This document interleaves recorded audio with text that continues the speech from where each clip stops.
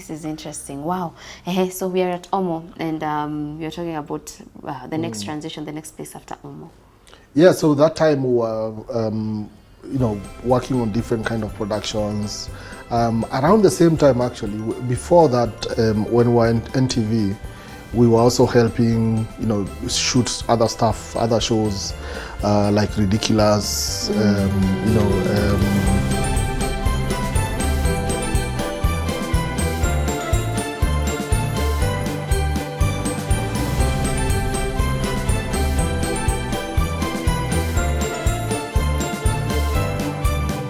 I have just learned that Omo Pick box is Omo the washing powder, and then Pick box, it's a game apparently, history. You do your research.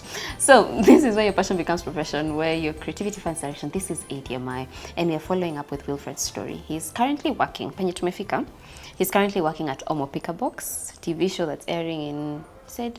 KBC, yes. And we want to see where this story is going to take us, because kwa film unapata gig moja miezi, like umejaza CV lakini hiyo CV ni mwaka moja. So we want to see where this story is going to take us next. So umepika box ya penyu hapa kidogo kidogo, you're getting good exposure.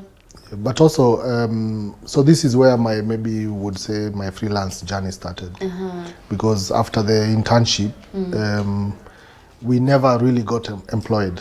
But then Level One was doing some of the biggest commercials also in Kenya.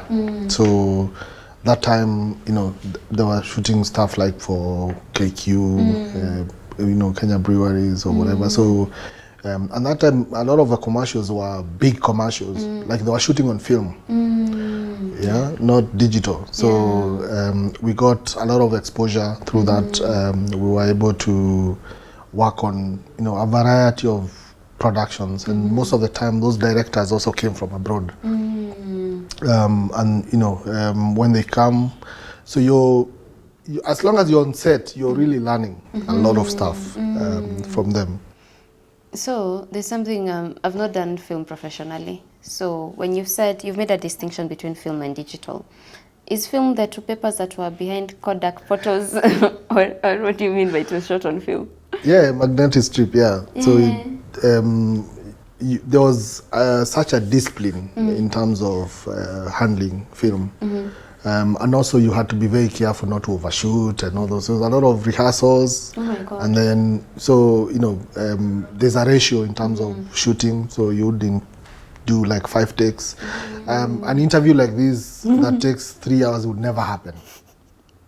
Thank God for digital. Yeah, it would never happen. It was just to be very expensive, because what happens is that you shoot on film.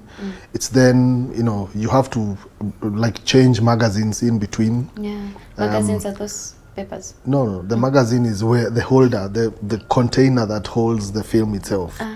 So the film comes in a can. You have to open the can, load up the magazine in darkness. Why?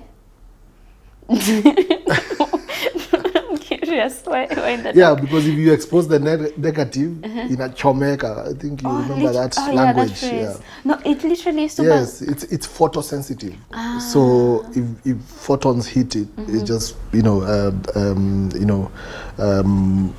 basically exposes all the magnetic or the photosensitive protons, and the whole negative would just be unusable. So you have to control it with light and to expose exactly. So when you open the shutter once and close, so the film is really that one snap but speeded up at 24 or 25 minutes per second. So frame by frame. Exactly, it's frame by frame. But then for you to handle that, you need to make sure, first of all, it has, of course, backside and front side. You need to handle it in the, a bag in the dark and fidget with your hands and load up the magazine, take out the magazine, load up on the film, run a bit like a tester, then close, and then you shoot once. But then the roll also has a amount in terms of how much you can shoot. So because it's counted in feet. So when it rolls out, then you have to stop. You load up another So you'd preload magazines on the side while they're shooting on one magazine. And then once they finish that, there's someone who takes it over. You go and replace while... So you always had 3 people working on camera. The first camera operator, and the second AC, and the third AC, or clapper loader. So the clapper loader is the one who does the clapper, as well as load the film, the next magazine. That's what the clapper loader means. So we went through this system now, which is nothing that we went at KMC. KMC really just hanging around, and I can't say we learned anything. You know, we learned the theory. You know, they would talk about this film, but there was no one time that film was brought in class and we were told this is the film negative and this is how to load. So we learned all that in the industry. Interesting. And during that process also, you know, you're really learning ways other industries work, because they would bring in, you know, today it would be an Indian crew, another time it would be Italians, another by the way, Italians are the best to work with. They always used to finish the shoot by 4 p.m. Yeah. They had a way of no rush. They don't want to see people running around. Is it calm, walk? Interesting. Yeah. So we learned quite a lot through that process, or through that alley. But then, because again, that camera departments, most of the time they would come with a film camera, and it will come with a first assistant. So you are either the third assistant or look for something else to do. So that's how I was also, you know, moved, like, because I'm more of a troubleshooter, and sound also is something that I like. So so I would do sound, and then of course when you're there, you're also interacting with these other crew members. This is so interesting, because I'd heard that kitambo, to edit you had to like cut, splice, and then shikanisha with glue or with what? Tape, with tape. So that's how you edit. Your time, your film. But you see, that time, even in Kenya, that time there were film cameras. The film department had some. Sound and Pictures had a camera. A friend of mine, the late George Gitahi, also had they had a film camera as well. So there were a few cameras, but they were not well maintained. So if you needed to shoot, a lot of the gear would come from India, South Africa, UK, Dubai. South Africa has been ahead of us for a while. They've been. Wait. This is interesting, because I think when we get to that part of the story, you're going to realize how digitized Wilfred is in terms of like AI and whatnot. So you were there, like, you know, that from whole way process. back. I've seen it over the last 25 years. I've seen the transformation from film to now digital, to moving almost virtual. Now we're moving now to another era, which is pretty interesting as well. This is interesting. Wow. So we are at Omo, and you're talking about the next transition, the next place after Omo. So that time we were, working on different kind of productions. Around the same time, actually, before that, when we were in NTV, we were also helping, shoot other stuff, other shows, like Ridiculous, and then even Churchill show. But then after that, the director, Bob Nyanja, moved out and then took the show now to other production houses. Now this is like when now that migration happened, we are now production houses that are starting to do productions, and for in partnership with networks. Kitambo networks used to do their own production. They used to do everything. So now Level One now started handling Ridiculous. So they would shoot, and then there was a guy there who would duplicate tapes to once it aired on TV. The rest of the time now they used to sell tapes. Those tapes would be duplicated. There was like a room just full of VHSs and monitors. With one master copy after it's edited, duplicated, and then supplied to. So that was the distribution. You take it to River Road. Yes. And then from River Road, it end up everywhere in the country. There are people who come from Narok, Nyeri, whatever. They'll buy tapes from there, distribute them, countrywide. Where? So through that process as well, we're learning, stuff like distribution.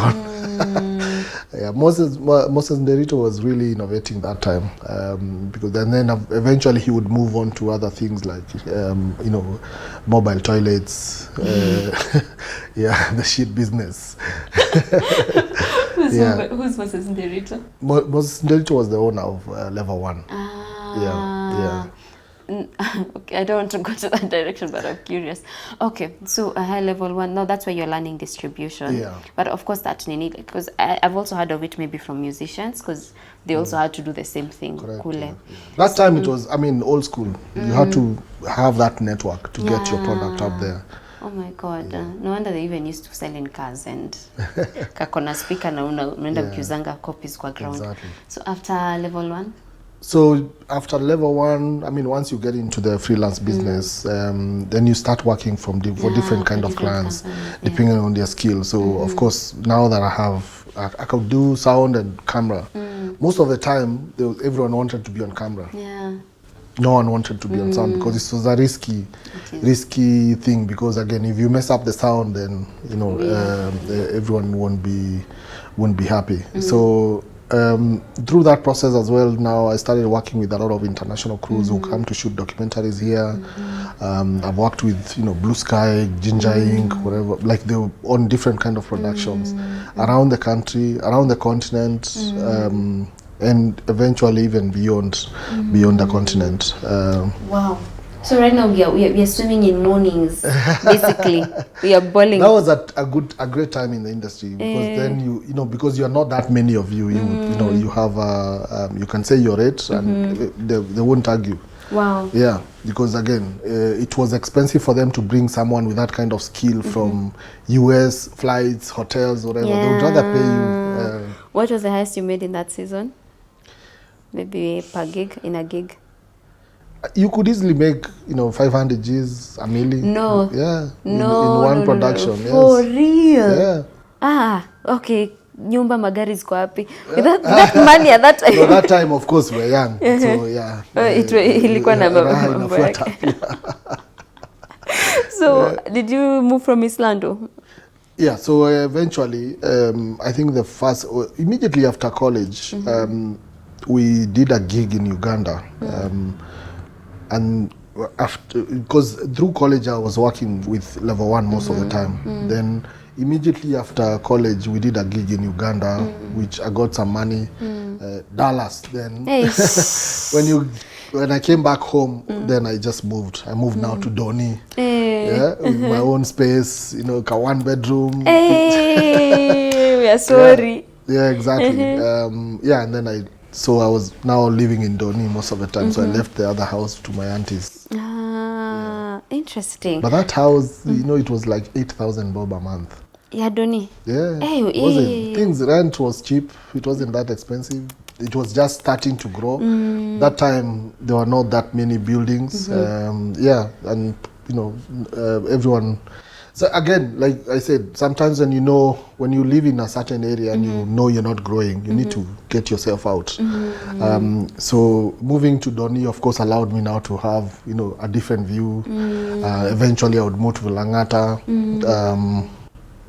And worked on different many thousands, hundreds of productions, I can including imagine. the famous, the one they say like the Good Morning America show where they were launching the new 7 wonders of the world in Masai Mara, which were shooting there live, broadcasting to the US in the morning, in the afternoon, but in the US it's in the morning. This is amazing. So before we go into the next transition, I'm curious about, you're the firstborn and 2 siblings follow. Then you have your mom and, indirectly your family, your aunties and whatever. Are you still, I hate using this word, but let me just call it what the world calls it. Are you paying black tax? I wouldn't say it's black tax. At the end of the day, if you're able to help, my shosho always says, if you're blessed, you give. And if you don't give, it doesn't. It's like money it flows. Yeah. You give it, another bunch will come. Yeah, so you shouldn't feel like it's black tax. You can help, you help. Yeah, more will come, more will follow. True. Pesa haziishi. Exactly. Tell that to my landlord. So this is amazing. So now I want us to move to the next transition. It seems like you're at the peak of your career. Yeah, but so I'm working on these big productions, you know, Al Jazeera, CNN, National, whatever. And then it gets to a point where, you know, sometimes you go meet with people and basically you are unavailable because you're always working. Always. In fact, my house, that time, people used to wonder what I'm doing. What does this young man do? Because you're there 2 days, then disappear for 3 weeks. Come back 2, 3, 4 days, and then again you're out. So in a month we would work maybe 20 days. Wow. So we were busy. But then it gets to a point where you feel like, okay, if you ask me, can you show me what you're working on? I can't, because it's all exported content. They come here, they'll film, they'll go with it. So it was hard.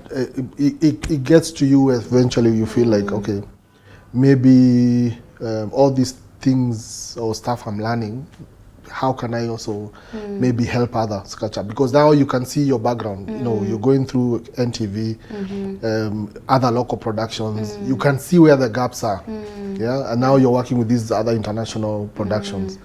I've even bought my own equipment now. You know, and you can tell where the gap is because you can see how these guys work and how local productions work.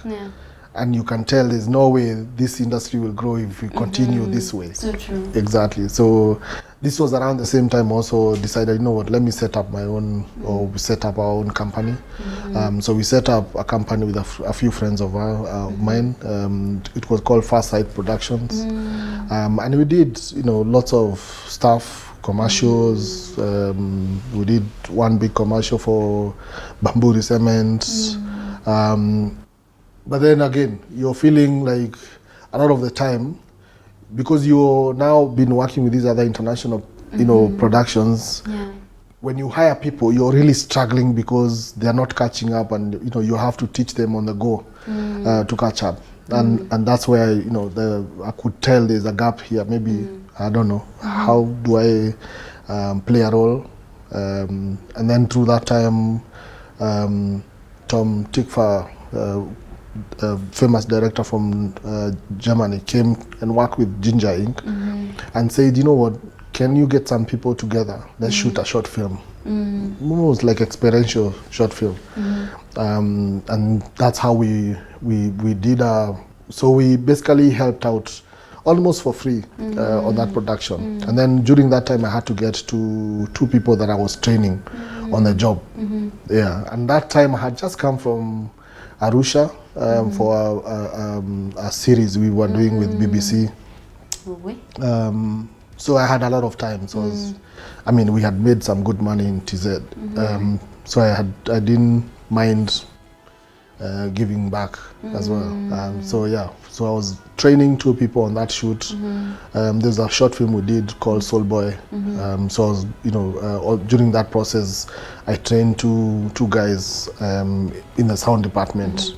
And that was really the awakening. Was like, actually, maybe I can teach. Yeah, it's not something I can do. And I know both film, I know, you know, I can shoot, I can do sound. I've been around the production circles. We also have our own production company, so I also produce, you know, our own stuff. Yeah, so that's how the dream about, you know, starting film school started. When you see me make eye contact with you, you know what's about to happen. See you after this break.